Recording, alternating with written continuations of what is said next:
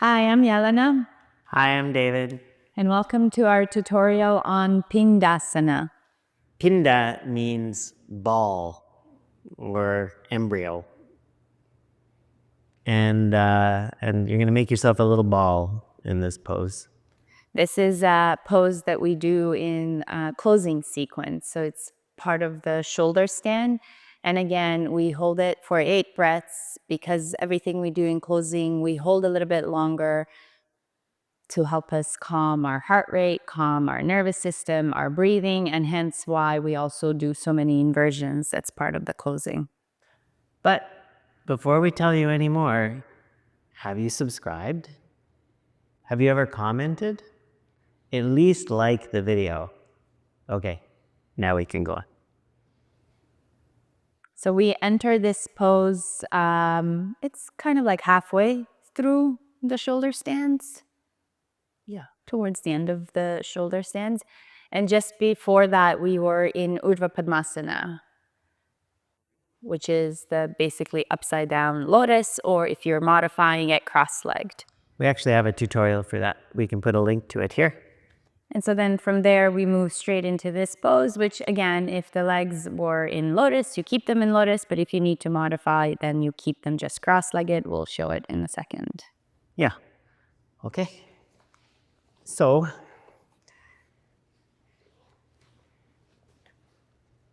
you were in Urdhva Padmasana, like this, balancing in a lotus upside down on your shoulders.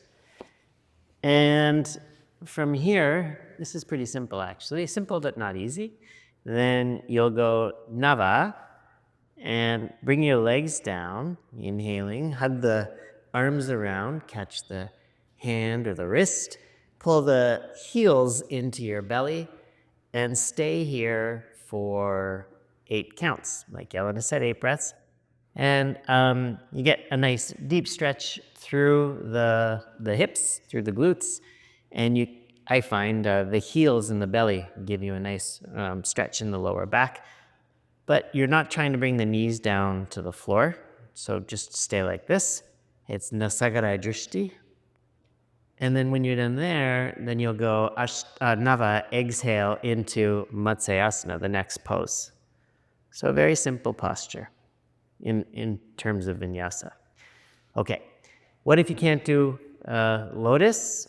Then you can just cross your legs. Same thing.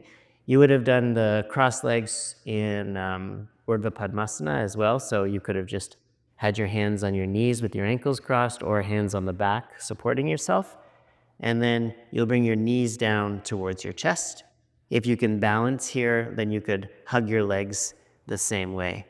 It's not going to have all of the same benefits because your heels won't be pressing into the belly and it won't be quite as deep a stretch. But if you're having any kind of knee issues getting into the full lotus, this is totally fine. Good.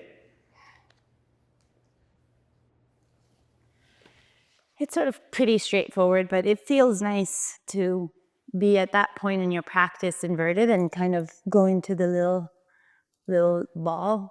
It's very calming, and it can also feel really nice on the back because you are rounding the back, and so you can find nice stretching, gentle stretching sensations throughout your back.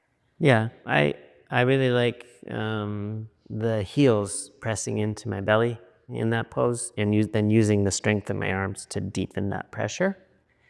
It feels like a unique stretch. Like you've already done pretty much your whole practice when you get to this pose, but somehow that stretch lets you get into somewhere new in your lower back. And plus you're on your shoulders, kind of lying down. It can be relaxing.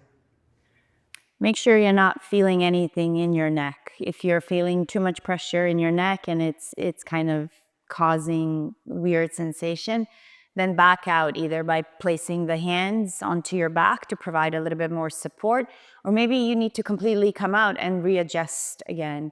As always, with all of the poses, make sure that you are not in any way compromising or collapsing through the neck area because we've all experienced pain there and it's not pleasant.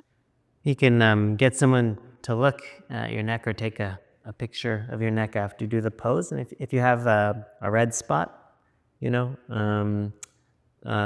then probably you're putting pressure down there. It is possible to do these postures without any of the vertebrae touching the floor. And that's your goal. So, yeah. And sometimes at first, if you need to put like a towel and then kind of prop yourself up so that your shoulders are on the towel, and it provides just a little bit of a lift, but that little bit can make a difference, especially at the beginning when you're getting comfortable with these. Okay. So just a quick little tutorial, but hope it was helpful. Let us know. Like, subscribe, and we'll see you next time.